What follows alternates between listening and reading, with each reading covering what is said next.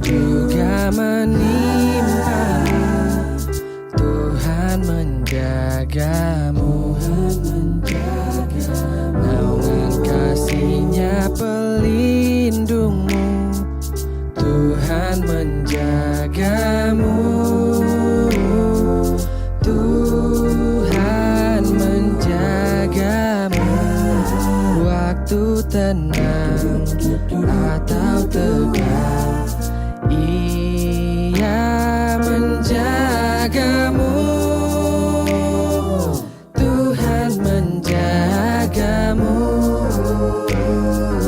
Tuhan menjagamu.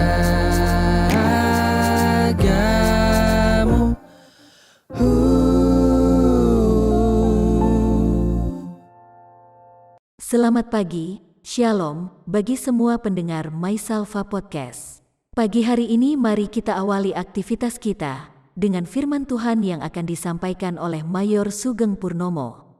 Dengan tema, bergantung pada Tuhan bukan pada manusia. Pembacaan yang terdapat dalam Mazmur pasal 144 ayat 1 hingga 15. Selamat mengikuti. Mazmur 144 ayat yang pertama sampai dengan ayat yang ke-15, tapi saya ingin membacakan ayat yang pertama dan kedua saja. Ayat yang pertama dan kedua dari Mazmur 144. Terpujilah Tuhan, gunung batuku, yang mengajar tanganku untuk bertempur dan jari-jariku untuk berperang, yang menjadi tempat perlindunganku dan kubu pertahananku, kota bentengku dan penyelamatku, perisaiku dan tempat aku berlindung, yang menundukkan bangsa-bangsa ke bawah kuasaku. Saudara-saudara yang diberkati oleh Tuhan, di dalam dunia ini tidak ada seorang pun yang mendapat hak istimewa untuk tidak mengalami masalah. Semua orang mempunyai masalah dan terus akan mengalami masalah selama kita ada di dalam dunia ini. Siapapun mereka, mau presiden, mau wakil presiden, mau perdana menteri, mau raja, mau ratu, mau dia gubernur, mau dia bupati, mau dia camat, mau dia kepala desa, mau dia pendeta, mau dia guru, semua orang akan mengalami masalah dan akan terus mengalami masalah selama ada di tengah-tengah dunia ini. Bukankah itu yang hari-hari kita hadapi? Kita nggak luput dari masalah. Cuma pertanyaannya adalah, apakah dalam menghadapi masalah kita bergantung kepada Tuhan atau kepada manusia? Itu pertanyaannya. Nah, saudara-saudara diberkati Tuhan, Mazmur 144 ayat yang pertama, Raja Daud menasihati kita supaya dalam menghadapi masalah kita tetap bergantung pada Tuhan dan bukan pada manusia. Kita tentu ketahui bersama bahwa sebelum Daud menjadi raja, dia banyak kali mengalami masalah, bukan? Dia pernah berhadapan dengan tentara orang Filistin yang gagah perkasa, yang namanya Goliat. Saudara bisa membaca di dalam 1 Samuel 17. Ia pernah melarikan diri sembunyi dalam gua-gua karena dikejar-kejar oleh Saul, mau dibunuh. Dia pernah berhadapan dengan orang-orang Amalek di dalam 1 Samuel 30. Dan kalau kita membaca pasal 140, 141, 142, 43, maka di situ sangat jelas sekali tergambar bahwa Daud banyak mengalami masalah. Di dalam Mazmur 140, Daud mengatakan doa minta perlindungan terhadap orang-orang jahat. Di dalam Mazmur 141, doa dalam pencobaan. Di dalam Mazmur 142, doa seorang yang dikejar-kejar. Itu doa Daud. Ayat 143, doa minta pertolongan dan pengajaran. Itu rangkaian peristiwa-peristiwa masalah yang dihadapi oleh Daud. Saudara-saudara. Dan di dalam Mazmur 144 merupakan nyanyian syukur Daud atas kemenangan-kemenangan yang Tuhan berikan saat dia menghadapi masalah. Kenapa? Karena dia bergantung kepada Tuhan. Nah, saudara-saudara yang diberkati Tuhan, di dalam Mazmur 144 Daud mengakui kebergantungannya kepada Tuhan. Daud mengatakan, terpujilah Tuhan, gunung batuku yang mengajar tanganku, yang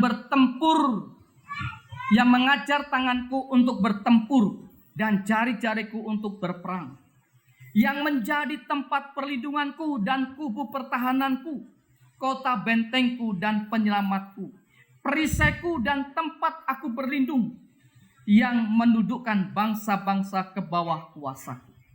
Saudara-saudara, pernyataan ini merupakan wujud iman, kebergantungan Daud kepada Tuhan. Nah, dalam Allah dengan umat pilihannya, Allah menjadikan dirinya sebagai gunung batu, tempat perlindungan dan kubu pertahanan. Saudara-saudara. Dan ini yang mendorong Daud untuk selalu bergantung kepada Tuhan. Nah, setiap orang percaya yang dengan iman telah menjadikan Tuhan sebagai gunung batu, tempat perlindungan dan kubu pertahanan dalam menghadapi masalah, dia akan mengalami hal-hal yang luar biasa dalam hidupnya. Nah, saudara-saudara yang diberkati Tuhan, apa artinya Tuhan menjadi gunung batu? Itu, saudara-saudara. Menjadi gunung batu itu maksudnya adalah Tuhan tempat umatnya berlindung. Tempat di mana umatnya beroleh kekuatan untuk melakukan setiap pekerjaan dan kegiatan-kegiatan. Di saat umatnya mengalami kelelahan akibat daripada melakukan kegiatan aktivitas rutinitas ataupun dalam peperangan pada waktu Daud menghadapi musuh-musuhnya, kemudian dia berlindung kepada Tuhan sebagai gunung batu, maka disitulah, di saat dia lemah, tak berdaya, di situ Tuhan memberikan kekuatan kepada dia. Sama seperti saudara dan saya. Bukankah sepanjang 1 minggu atau 6 hari lamanya kita lelah, kita capek dalam melakukan kegiatan dan aktivitas kita. Belum ditambah masalah-masalah yang sukar, masalah-masalah yang sulit untuk diselesaikan. Menambah lagi kelelahan dan kecapean dalam pikiran kita. Maka untuk itu kita datang kepada Tuhan pagi hari ini sebagai gunung batu kita. Kita berlindung kepada Tuhan. Kita mendengar suaranya lewat firman. Maka saya yakin saudara-saudara, saudara pulang dari tempat ini, saudara akan beroleh kekuatan baru untuk menjalani kehidupan selanjutnya, untuk melakukan kegiatan-kegiatan berikutnya. Saudara, Tuhan sebagai gunung batu yang di atasnya kita mendirikan bangunan untuk kita berteduh. Bayangkan kalau Tuhan sebagai gunung batu lalu di atasnya kita membangun rumah, betapa kokoh dan kuatnya itu bangunan rumah itu. Dan dia tidak akan tergoyahkan. Demikianlah iman orang percaya, kalau dia bersandar kepada Tuhan sebagai gunung batu, imannya tidak pernah goyah. Apapun masalahnya, seberat apapun tantangannya, dia tetap akan kokoh. Sebab dia berdiri di atas gunung batu yang kokoh, yaitu Tuhan sendiri. Saudara-saudara, masalah siapapun, tidak ada yang kita tidak punya masalah. Tetapi bagaimana kita menghadapi masalah itu? Kita berdiri di atas gunung batu yang kokoh, atau kita berdiri di atas pengertian kita sendiri? Maka banyak orang menyerah, putus asa, tidak sanggup menghadapi masalahnya. Kenapa? Karena mereka berdiri bukan di atas gunung batu yang kokoh, tetapi berada atau berdiri di atas pengertian mereka sendiri. Saya berharap saudara-saudara sekalian, ketika saudara menghadapi masalah, jangan lari kepada manusia. Jangan berharap kepada manusia. Manusia seringkali mengecewakan kita, bukan? Tetapi kalau Tuhan tidak akan mengecewakan kita.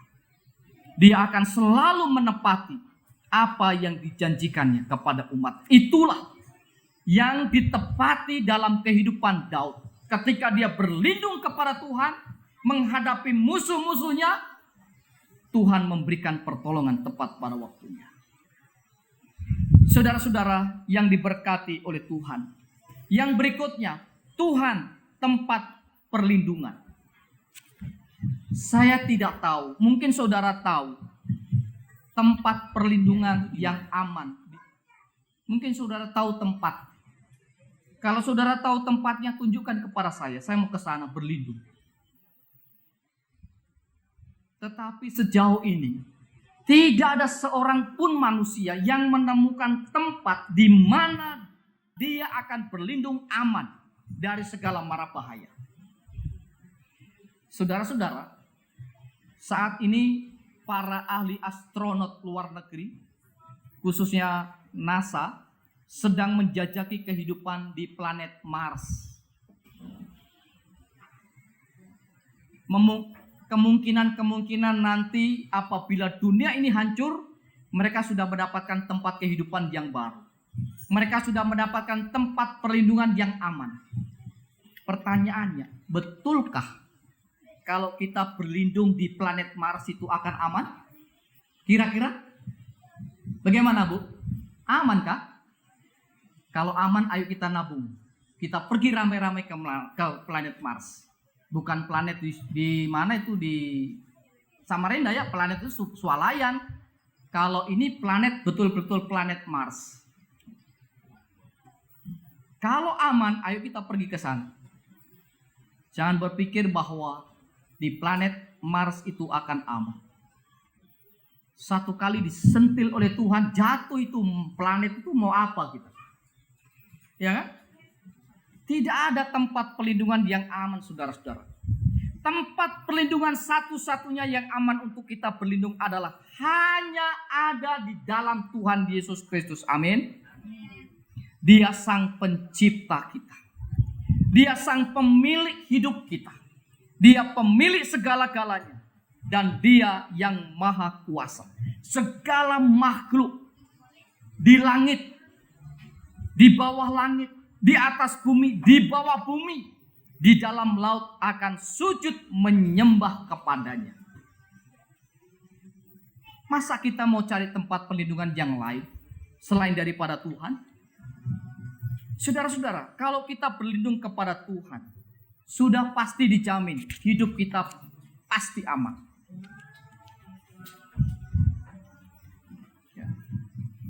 Yang ketiga, Tuhan kubu pertahananku.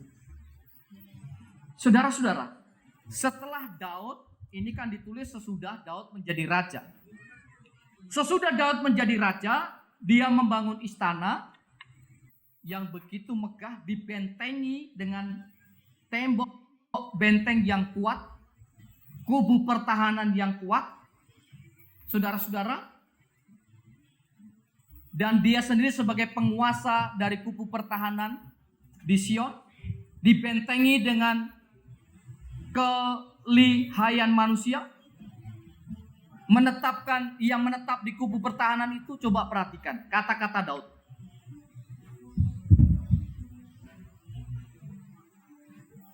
Dia menjadi kubu pertahanan. Daud tidak pernah mengandalkan apa yang dia punya untuk benteng pertahanan hidup.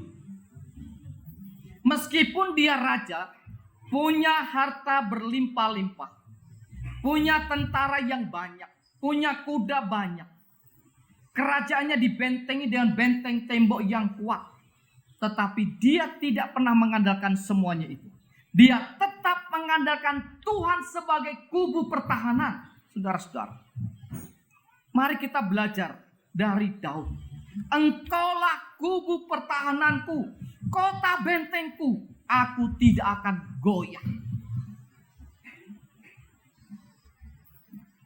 Saudara-saudara, mungkin selama ini kita masih mempunyai kubu pertahanan yang mungkin kita kadang-kadang kita khawatir, bagaimana nanti ya. Tapi kita lupa bahwa kubu pertahanan yang kuat itu adalah Tuhan. Sekali lagi saudara-saudara, kita berbicara bukan hanya saat ini. Kita berbicara untuk masa yang akan datang, tentang kubu pertahanan. Bayangkan negara-negara sekarang sedang mulai hancur satu-satu, runtuh. Kenapa? Kubu pertahanannya tidak kuat. Negara yang kubu pertahanannya adalah Tuhan, dia akan tetap kokoh. Lihat saja Israel. Dia akan tetap kokoh selama-lamanya. Kenapa? Tuhanlah yang menjadi kubu pertahanannya. Bukan alat perangnya. Meskipun alat perang Israel belum ada yang mengalahkannya. Tetapi dia tidak mengandalkan itu. Dia tetap mengandalkan Tuhan sebagai kubu pertahanan. Lah kok kita mengandalkan kekayaan kita? Kita kok mengandalkan jabatan kita? Mau apa kita? Saudara-saudara, mari kita lihat, renungkan kembali bagian dalam hidup kita. Kita berbicara tentang masa depan. Kesukaran akan menanti kita. Penderitaan ada di depan mata kita. Negara-negara sudah mulai bersiap-siap untuk menyambut kesengsaraan, penderitaan itu. Bagaimana pertahanan kita saat ini? Iman kita. Apakah kita tetap di dalam Tuhan? Mengakui Tuhan sebagai kubu pertahanan kita? Ataukah kita mau tinggalkan Tuhan saja? Supaya kita aman mengikuti dunia. Saudara-saudara yang diberkati di Tuhan. Apabila Tuhan yang menjadi kubu pertahanan kita, maka ia akan jauh melampaui kubu pertahanan yang dibangun oleh manusia. Itu sudah terbukti, saudara-saudara.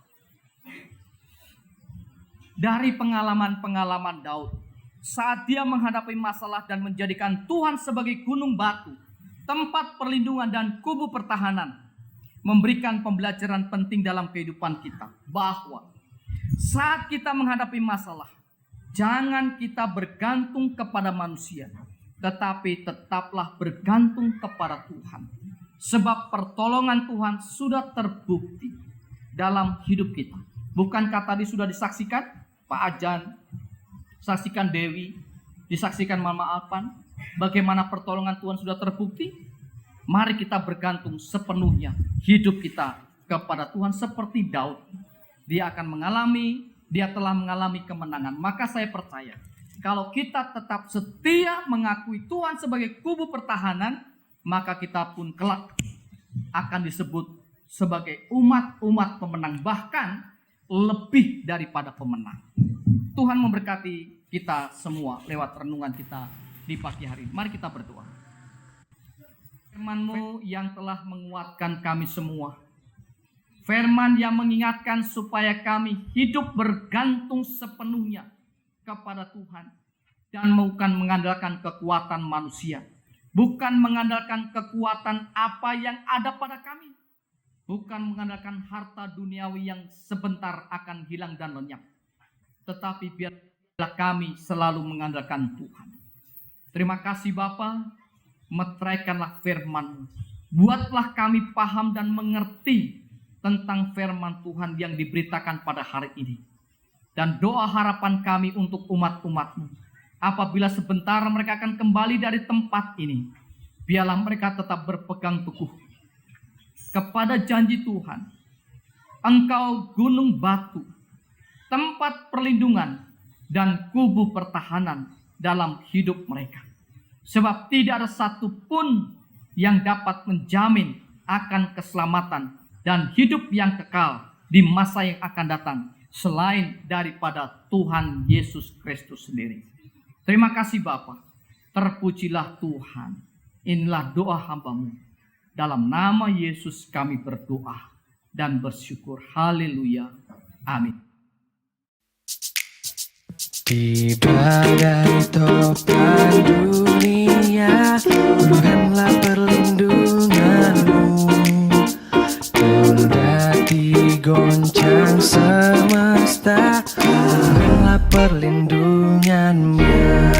Ya Yesus, gunung batu di dunia, di dunia, di dunia. Ya Yesus, gunung batu di dunia, tempat berlindung yang teguh.